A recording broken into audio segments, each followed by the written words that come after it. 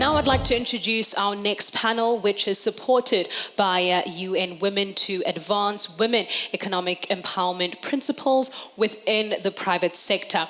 This will be moderated by Dr. Achieng Ojwang, who is the Executive Director for Global Compact Network South Africa. As I call upon our panelists, please do come to the stage. Ayanda Mvima, who is the Program Specialist for UN Women. Elsie Bule, who is the Group Executive for Human Resources at ESCOM. The Chief Financial Officer for Anglogold Ashanti, Christine Ramon. The CEO of Transman, Angela Dick. Returning back to the stage, Shirley Manchaba, the CEO of PwC Southern Africa. Mongiwe Biti Vokwana, who is the General Manager for OR Tambo International Airport, and Lindiwe Gwele, who is the Acting CEO of Post Office South Africa. Ladies and gentlemen, please give them a round of applause. Great, thank you very much. Great honor to moderate this highly esteemed panel. It is about the women empowerment principles, and it's about moving from commitment to practice. The good news is it means that there's guidance for companies to address inequalities and to support women empowerment. So our panel has been introduced. I'll just take a moment before I give the platform to our first panelist to say a few words. This is how it's going to work. UN Women will take a bit of time to just explain what the women empowerment principles are.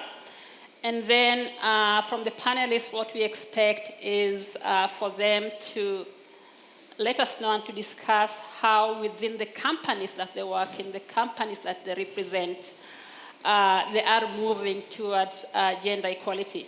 But just to say a few words before that, the webs were developed by UN Women and the Global Compact. I come from the Global Compact Network, South Africa.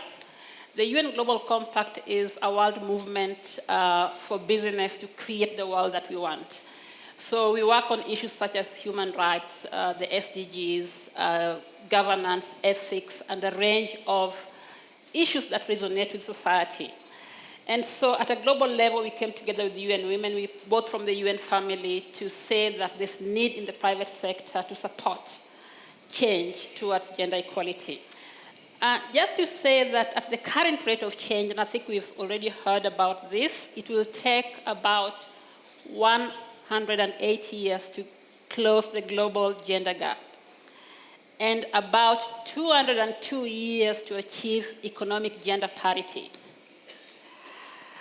In terms of procurement, if we look at global procurement spend on women currently, it is at 1%. 1% of global procurement spend goes to women, only 1%. Based on that context, and I think there's been mention of the context this morning, what we are seeking, I think, as the private sector and from the private sector is no longer incremental change, but I think we seek transformational change.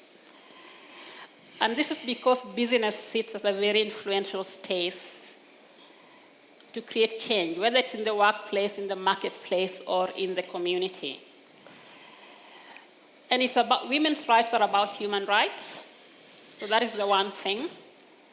But secondly, for businesses, it also presents great opportunities to expand the market and to expand the business as well.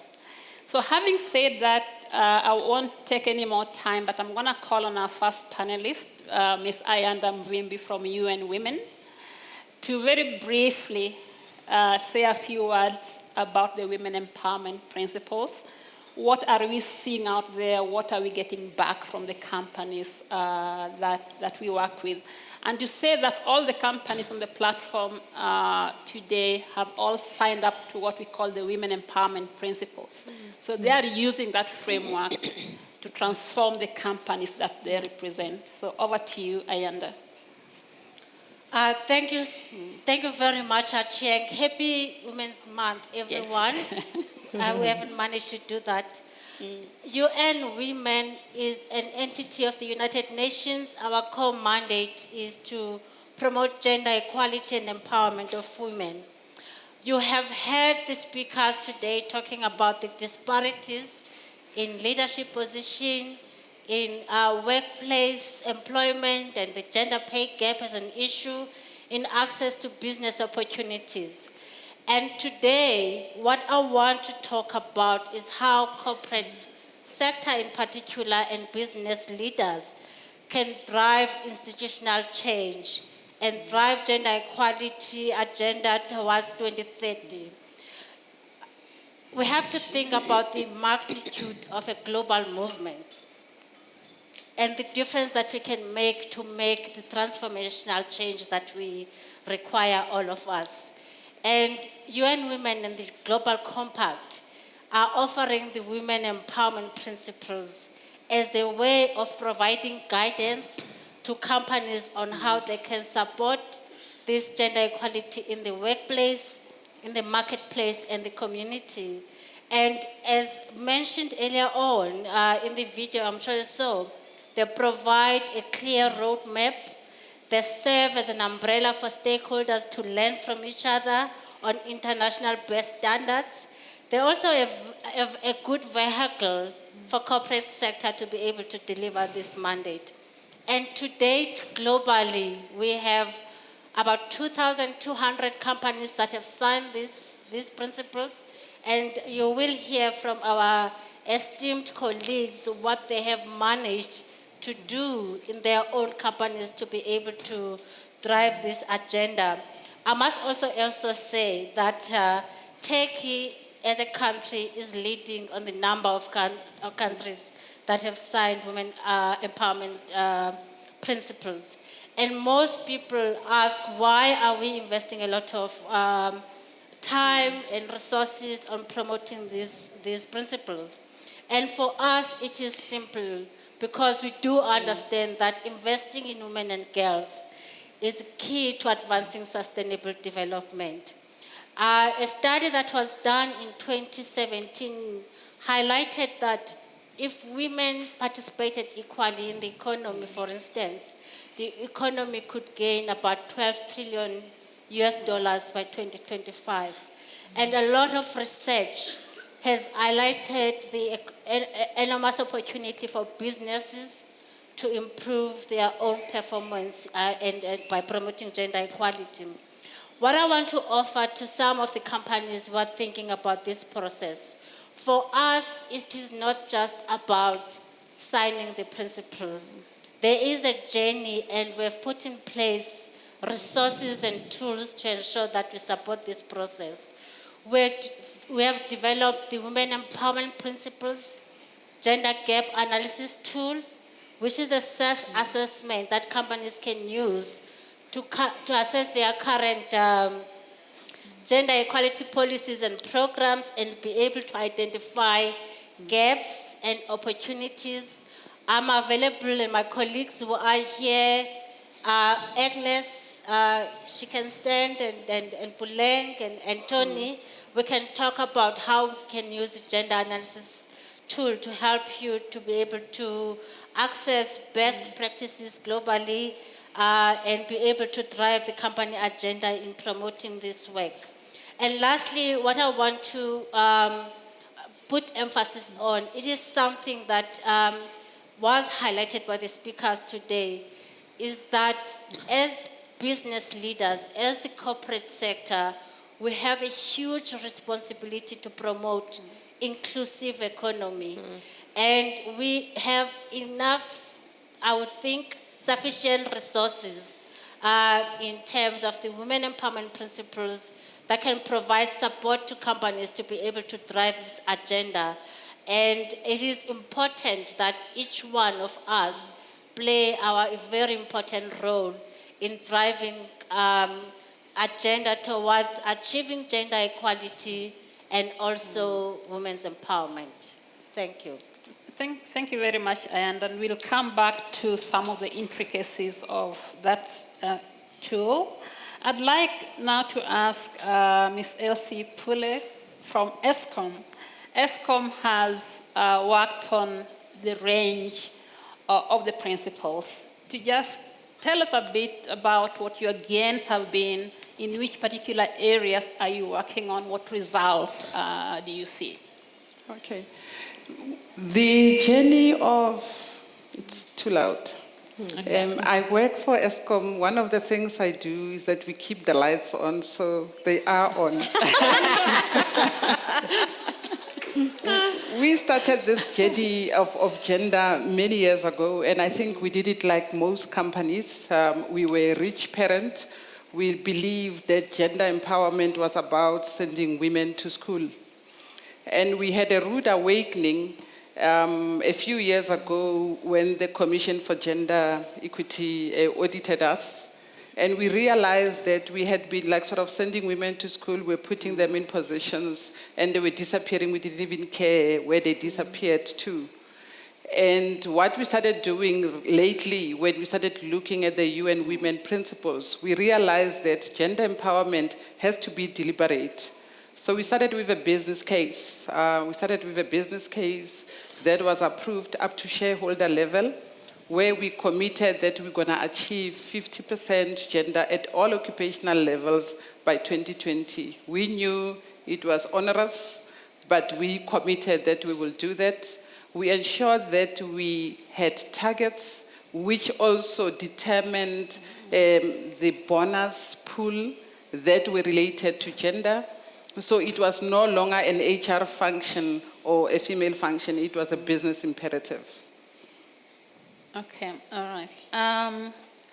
We'll come back to some of those points as well, especially when we want to talk about procurement, which we know is a big and controversial thing in Eskom, but particularly interested in understanding how we are apportioning that, how we are letting women-owned businesses access the huge procurement spend at Eskom, but we'll come back to that.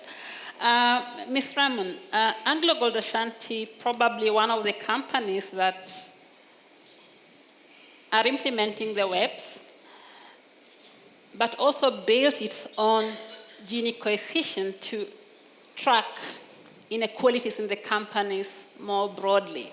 I'd like you to talk about both and where they intersect to really improve how Anglogold Ashanti advances women empowerment and gender equality within the spheres that you work at. Well, thank you very much, and thanks for the opportunity to talk about this today. Women empowerment and gender equality is very close to my heart. And I think broader than just how the company is approaching it, I think each one of us as women leaders have got an opportunity to play a very active role in each of our leadership positions. It doesn't matter whether it's functional or technical. So importantly, you know, it is about the culture of the company. That's where it really starts. And I believe that being open and empowering women and just the broader gender diversity and equality is something that gets driven from the top in an organization. And so importantly, the way we look at it as a company is already at board level. We have a target for 40% of the board members to be women. And clearly these are very strong women that do sit on our board so that they are able to influence the gender equality and parity across our organization. As a matter of fact, the head of our Social and Ethics Committee, Nozipa January Bardien, is actually part of the UN Global Compact and is a very strong leader in that regard. And as the head of that committee, she actually certainly sets a very strong leadership role in setting targets across the organization, be it in empowering women, setting targets for women. Clearly, executives give input in that, but also in giving women exposure. So they may not already be at executive levels in the organization, but through our Chairman Young Leadership programs, through the forums that we participate in, be it women in mining, be it the 30% club, etc. It's a very active role that we as women play. We take this responsibility upon us in the company to do that. And it's very important that these targets are set. So it starts off at board level. At our executive level in the organization, we're more than 30% women.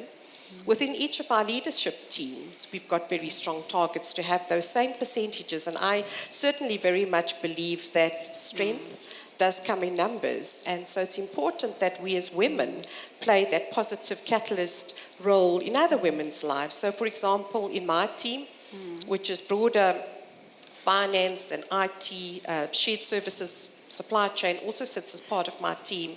I have more than 30% women now that are in leadership positions in that team. And, you know, like we heard Shirley say earlier today, it is about developing that pipeline. So even when I have my strategy sessions and workshops, I don't only include the women that are directly involved and directly hold the leadership positions, but I include broader women that are lower levels in the organization, because it is about giving them that exposure and giving them that opportunity to actually make the contributions. And I think that's so important for us, and in our company we're all aware of it. And I think being aware of it, it doesn't just become a scientific, a mathematical target that you're actually striving for, but it's actively participating and giving people the opportunity. Absolutely. Thank you. So the issue of accountability, you know, targeting is about also ensuring that there's accountability in the company onto what you're achieving or not. On to Miss Angela Dick from Transman. What's going on at Transman? Like everything. I promised you I'd giggle on stage, so I'm giggling, guys, okay? I'm afraid I have to sort of start from the beginning, and you actually triggered something in me when you said that I do have to tell you a bit of a personal story. Sure. It is absolutely critical that your company culture fits everyone within that company. Otherwise, you're not going to be successful, you're not going to make a difference. And that to me is very, very important. And I do have to tell you a little bit of the basics, I'm afraid. My mother passed away when I was 3, and I was an only child. My father ran a professional studio. He didn't know what to do with me, so he sent me to school, age 3. And he sent me to the only multiracial schools in the country at that time, with the result that I had a class of 60 to 100 odd kids of all sorts. So I grew up not knowing there was supposed to be a difference, and I've never thought there was a difference. But what happened when I came up to the reef as I grew up, etc., I went into the sales environment, and I was a qualified teacher before that. And I went into the industrial areas, and I looked around me, and I thought, what is happening here? This is very ugly, what I'm looking at. And I was looking at the breadwinners of our families, the men of our families, standing outside the industrial factory gates looking for work. And I realized there was a massive unemployment problem. And I realized that none of these people had the opportunity to speak to any of the managers, make an appointment with an HR officer, nothing at all. They were just standing there hoping they'd get something. It was a highly abusive situation. So I thought to myself, you know what? I'm not afraid to pick up the phone and talk to anyone. I really am not. And I can make a difference. I can actually help these people find work. And from that particular day to now, what's important for me and for the people in our company, we want to help. We want to make a positive difference. And I have placed, since 1983, over 3 million South Africans in employment.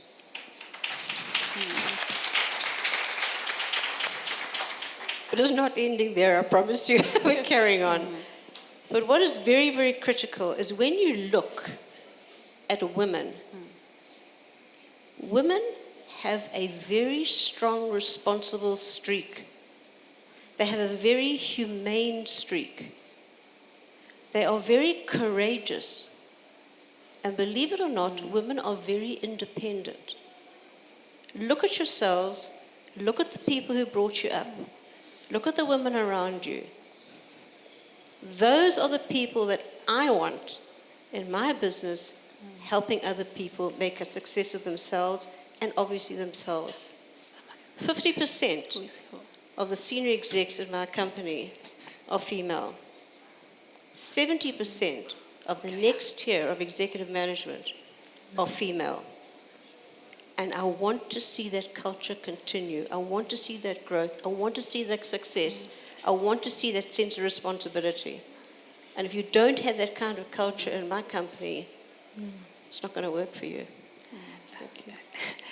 Thank you. It's actually quite interesting, Angela, that you bring that up, because part of working effectively in South Africa and in any South African company on gender equality is actually acknowledging the persisting culture.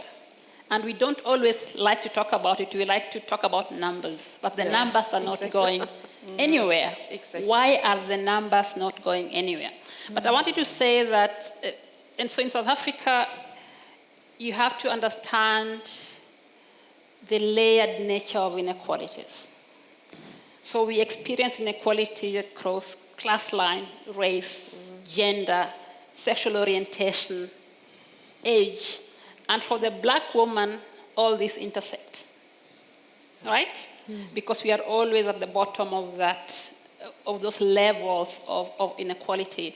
So just to, before we move to PwC, what are the practical things that is going on at Transman to implement any of those 7 principles? So the culture, the tone, the leadership tone is absolutely, absolutely important.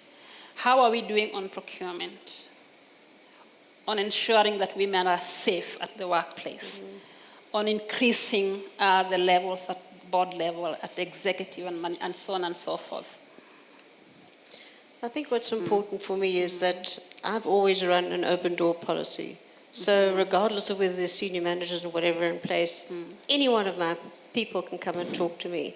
And I also, this is a very personal thing again, I'm afraid, I speak to every single member of my staff every single day. And there's about 250 of them. And the only way that I can do that, to reach out to them, to encourage them, is to send them by email or by SMS what I call a thought for the day. And it's to encourage them to take responsibility, to grow themselves. Thank you. So, Ms. Mashaba, PwC operates at 2 levels. You do a lot of research on gender, but you're also accompanying the strong leader like yourself driving change in PwC itself. In terms of the research that you're doing, and I want you to use that to come back to what you're driving in the organization, what kind of impact are we seeing at PwC, given that what research is saying right now is not pretty? We are not moving fast enough. How then, with that knowledge, do we drive change within the company? Thank you very much for the question. And I will start by saying at PwC, the diversity and inclusion journey started some time ago. And if I can be specific, 2006. And mainly it's because the profession itself, there have been challenges, not necessarily only at PwC. And as you know, gender equality is not a local challenge, it's a global challenge. So we had to globally come up with an approach that is going to be really diverse and inclusive. We made sure that out of that approach, it's including very measurable metrics, including KPIs, which we see the CEOs across the globe being accountable, being held accountable. I must also indicate that it's not necessarily only the SMART, objectives and KPIs. At the end of the year, every year, CEOs, if they don't perform according to the target set, they feel it in their pocket. I will also move on to say we are strategically partnered with the UN Women on the He for She campaign. The former CEO for PwC Africa and the current CEO for PwC Africa, including myself. I just forgot my he for she pin. We are great proponents of the he for she campaign. If I move on to what we are doing, I would like to share some few numbers. I can tell you that out of the diversity and inclusion strategy that is really monitored on a regular basis, it starts at the board level. There's a standing item on the agenda for the board where we talk about diversity and inclusion. It cascades down to EXCO, the South African EXCO that I chair currently. I must say we're sitting at 40% females on the South African EXCO. And then the Africa EXCO, we're sitting at 33%. If I recollect on the board, the South African board, we have 27% female, and the chairperson is a female person. I was the chairperson. I handed over to that female chairperson. As I said before, I make sure that I build the pipeline. I don't kick the ladder and say to myself, everything is okay. Moving on, Justine indicated that, they are also involved with the 30% Club. PwC is the founding member for 30% Club. That club is mainly to encourage the numbers of women on boards. We're also a member of the African Women Chartered Accountants, where our women at all levels, I'm not talking only partners, we make sure that we facilitate the networking opportunities so that at least they can keep on building relationships, become confident. It's not necessarily only the women that we empower within our organization, it's also the women outside PwC, coming back to the CSR element. We're a responsible company. We have a very valuable program that we run, and I must say I'm the national director for that program. It's called Faranani Rural Women Training Initiative. Faranani means working together. What does this program do? It's about empowering women in business skills, particularly women in rural areas, because we believe that they don't necessarily have opportunities. As I'm speaking to you now, this program has won a global award. Last night I got an article. They have been, they've been publicizing this program on JSE newsletter. Up to now, we have spent plus or minus maybe 17 million per year for really empowering these rural women in business skills. Why do we want to empower these women? We believe that if they are empowered in running successful businesses, they can be able to really create sustainable income so that at least they can also deal with unemployment, poverty, and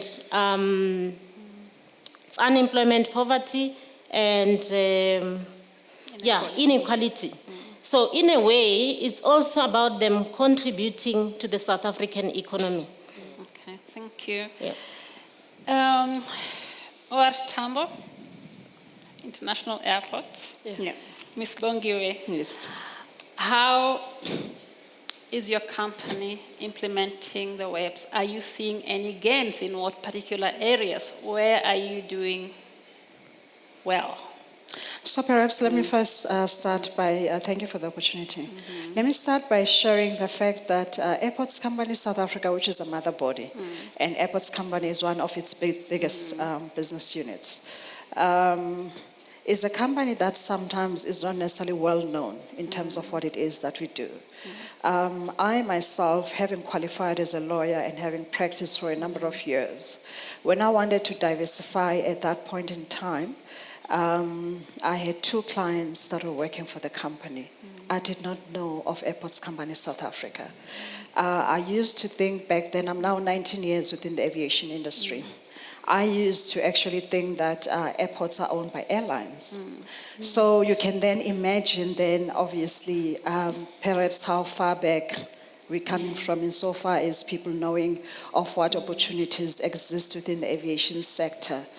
And so insofar as, how far we've come, We were formed, obviously, by a Statute of Parliament in 1993, and we had an equity partner, which was a reported Roma. And why I'm going that far back is really to talk to the type of profile of a company that we had.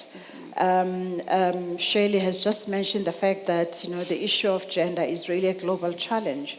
So a reported Roma in the main, or particularly in Italy, they tended to be more male-driven in their focus. So having such an equity partner brought onto the stream, who we're looking up to in terms of really shaping the way we're meant to run airports, at that time influenced how we were.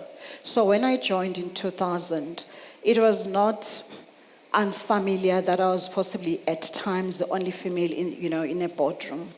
And a few years later, we then had the first female CEO, Montlatla, who really then ensured that also keeping up with the prescripts or the pieces of legislation we have in the country, such as the EE, we then started to diversify.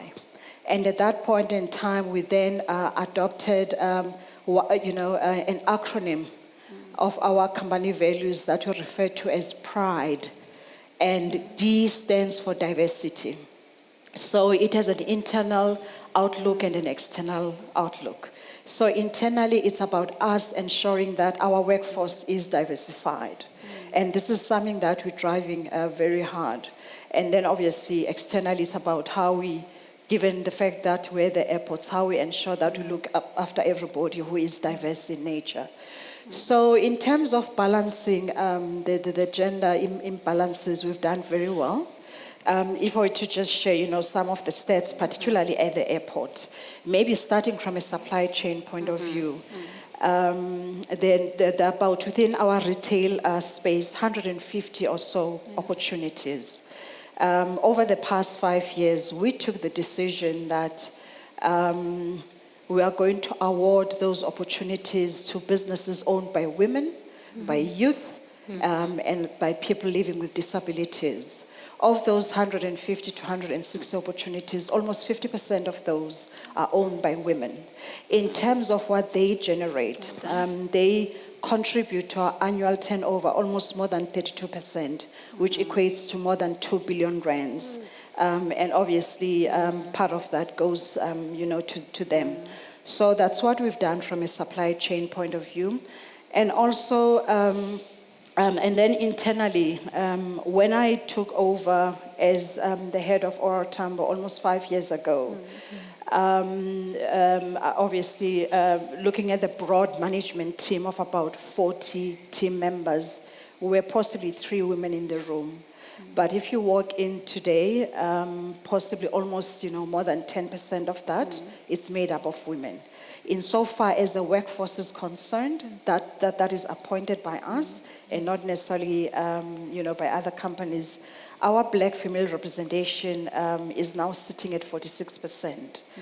And the types of job opportunities, because again, given the fact that it's not well understood what we do, we obviously run airports, we develop them, and we also grow our footprint in terms of buying equity and helping other airports worldwide.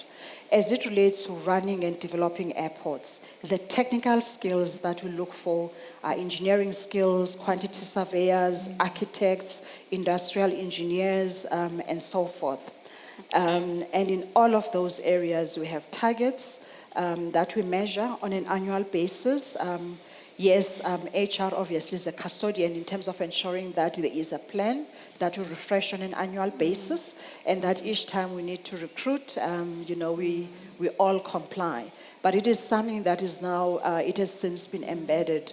And whilst I'm talking to successes within OR Tambo, but AXA also as a whole, starting at a board level, at an executive level, the issue of transformation and ensuring that opportunities are given to women, particularly also as it relates to the technical roles. It's something that, over the past 5 years, we've placed a focus on.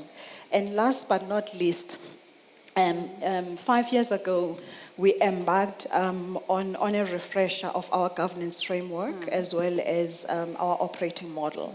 And that exercise really helped us to enforce a culture of transparency around remuneration. We now really are working hard to ensure that equal pay for equal work. And I think we've really done pretty well in these areas. That is great. So with the right intention and political will, it's possible to move those numbers. I want to go back to Elsie, because I promised to come back to the issue of procurement. Eskom being a highly technical but also a very large company with vast opportunities. What is going on at Eskom to try and increase the procurement spend on women enterprises? As a state organ, we never had an excuse not to focus on women suppliers. And we had set aside a budget for women-owned businesses. For many years, we picked up that we were not attracting women to come into the relevant or the core aspects of a supply chain. So a lot of the female companies were in the periphery of business in terms of hostility and so on. What we have done, we have created what we call a contractor academy because we didn't want to give excuses that we can't find women. Yeah. So through the Contractor Academy, we have a theoretical part which empowers female-owned businesses in terms of what you require to run a successful business. What we also do, we don't stop with the qualification. So it's a qualification, is NQF level 7. They qualify. Once they've qualified, they also are prepared in terms of being sub-suppliers to the bigger suppliers that we have. And we also run an annual competition in terms of helping your smaller female-owned businesses. If they win a prize, then you can actually see how you support them for the first 3 years of their business. Okay, thank you very much. Because we don't have too much time, I now want to touch on women's health and safety at work, because that is one of the 7 principles. And often we are told that the South African workspace is generally a very stressful workspace. Women experience sexual exploitation, bullying. Christine, you come from the mining sector, and I know that it pops up in mining. Not only mining, but just for the sake of shedding some light in this conversation. How does Anglogold Ashanti prevent and encourage a culture where there's zero tolerance to sexual abuse, zero tolerance to gender-based violence at work, in your marketplace and in the communities that you work? Yes, I think it's important that for us as Anglogold Ashanti, safety is number one. So I wouldn't say that we have different standards for men and women in the workplace. I think certainly the challenge that we do find in mining is that there are not enough women engineers, there are not enough women that's actually working in the mines. And so certainly we do have initiatives underway to attract more women. I think, for us, certainly, when there are very few instances, I'm glad to say, in the past 5 years that I've been with Anglogold Ashanti, where we've got a whistleblowing line. And so it's important, the point around transparency that was made earlier, that you actually allow for this free flow of information, complaints and whistleblowings to be reported. And so from our perspective, we actually it's all about the culture, and it's raising the awareness and having that openness, both in the management style, but also in form of the anonymous lines and processes that one puts in place. More important than that is how does one actually manage the consequences of this. And I can tell you that we've got absolutely zero tolerance when it actually comes to gender violence or sexual harassment in the workplace. And certainly one instance where I did become aware of this through this whistleblowing line the person was dismissed. So I think it's very important because it's the tone that's actually set in the company. It's your ethics, it's your values, and you've got to live that. You can't say one thing and do something else. So actions do speak louder than words. Absolutely. I now would like to go to Shirley. The barriers that exist. That is why we still have 208 years to go to change some of those aspects. What are the greatest barriers through your research at PwC? What is holding South Africa back? What is really holding the world back from reaching gender parity? Thanks again for the question, and I saw this question coming. You know, as I indicated, we made a lot of strides. However, I cannot sit here and say, you know, we have moved the needle. There's still a lot of work to be done. But to answer your question directly, the most barrier that we confronted within our organization is unconscious bias. That we identified, and, you know, through a lot of events that we run internally, we confirmed that that is the most single barrier. And I think the previous speaker this morning indicated that unconscious bias, we don't necessarily really unpack it. It's not necessarily men, you know, articulating those perceptions about women. It's also amongst us as females. Let me give you an example. You know, when my announcement came through as the CEO of PwC Southern Africa, I come across this other, you know, colleague, you know, for that matter, it's a colleague, a female colleague. She says to me, "Oh, Shirley, wow, congratulations. Don't you think you need a deputy CEO to help you?" You need it? I must say I was a bit, you know, I can't pretend. I could show on my face that I'm frustrated and disappointed. For me, that is unconscious bias. You know, if it was, but my response was, you know, did my predecessor have a deputy CEO? He was running this portfolio on his own. So I'm trying to show you that while we are saying unconscious bias, the perception is more from men, it's also amongst us as women. And we need to be careful of that because it can be a barrier to your career. But what are we doing at PwC to address this problem? We having regular trainings, compulsory. We made sure that there's no excuse. I must tell you that at PwC, those trainings that are compulsory, if you don't undertake them, there's a financial penalty. I'm not going to disclose the amount, but you know, because we are a professional services firm, we need to keep on training our people. But on the unconscious bias one, we made it compulsory. It's ongoing. Even yesterday, when we were talking at one of the you know, strategic meetings, we again agreed that it should be again rolled out to all the offices around Southern Africa. And I'd like to ask you the same question. You come with a global view, you work in different countries. What is holding back change from what you can see from the studies? Most definitely unconscious balance is contributing to this. But what we've also identified as UN Women is that most companies have the good intention to drive this change. But because perhaps they do not have enough resources, or they don't know how to report it, and they don't know how to track it, and they don't know how to provide technical support to different entities within an institution to support this work, it becomes difficult. One of our big things, we've just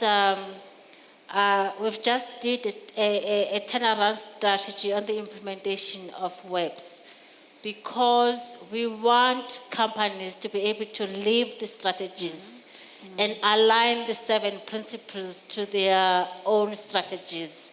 In that way, we're able to sustain. But also in that way, we create learning circles within institutions, across institutions, about how do we tackle with some of the difficulties that companies are experiencing.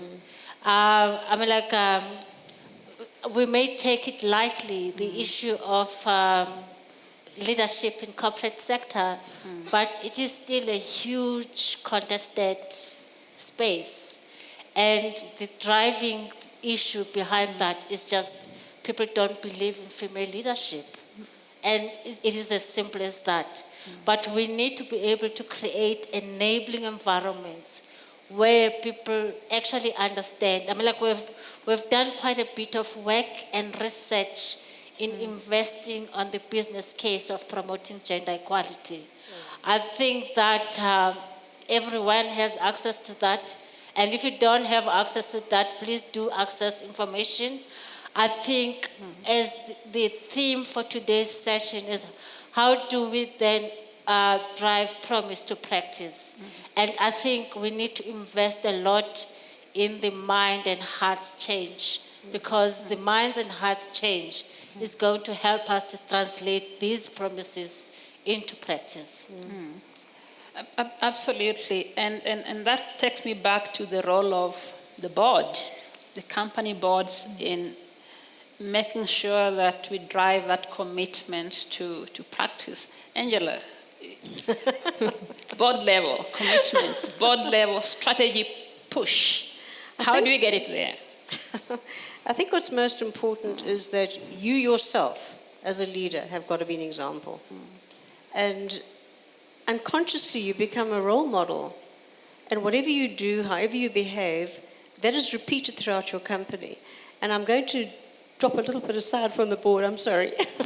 I was talking about the unconscious bias here too, is that I realized very early on, when I obviously was employing salespeople, etc., they were mainly girls going out into the market looking for opportunities to find employment for people, that the clients thought they were selling themselves.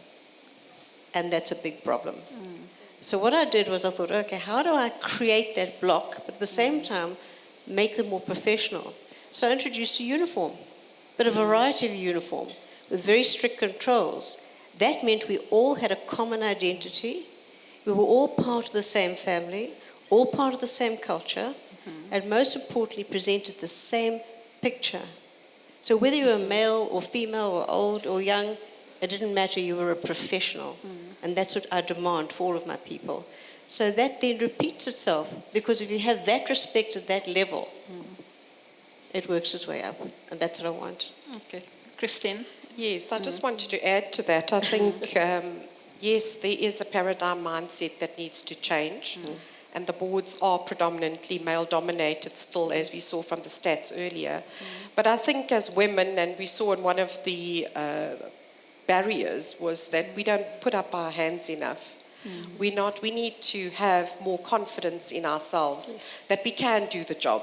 And so even if we've got 50% of the attributes necessary for the job, it's about taking the risk and the opportunity and putting your hand up there. And I think that's one way that we can actually show that we are ready for this, or we certainly have got the potential to do the job. And I think that's one way we can help break that unconscious bias, in addition to having more females on the board, and possibly also, I can say definitely in my life, men have been my sponsors, simply because they've been in those roles. But, many times it's been because I've been reporting directly to them.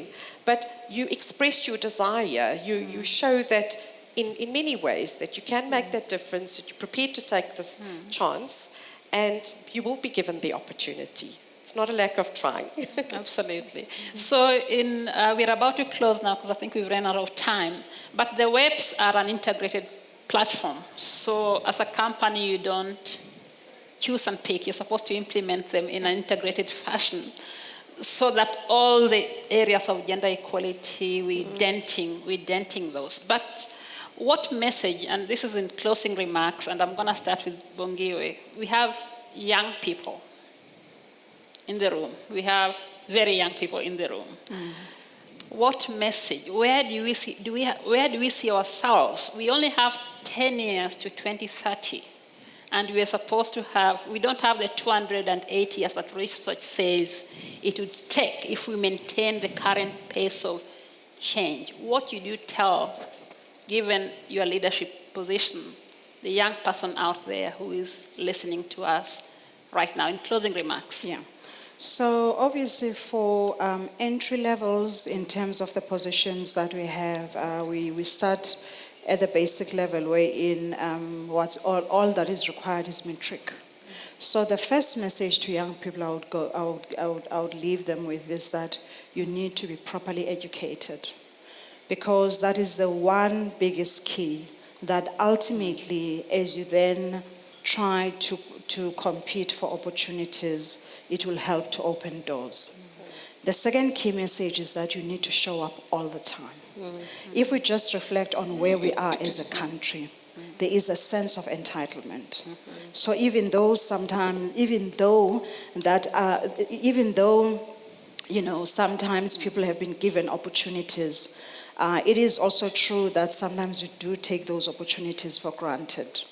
It is also true that sometimes we expect for someone else to really take us from this point to that point.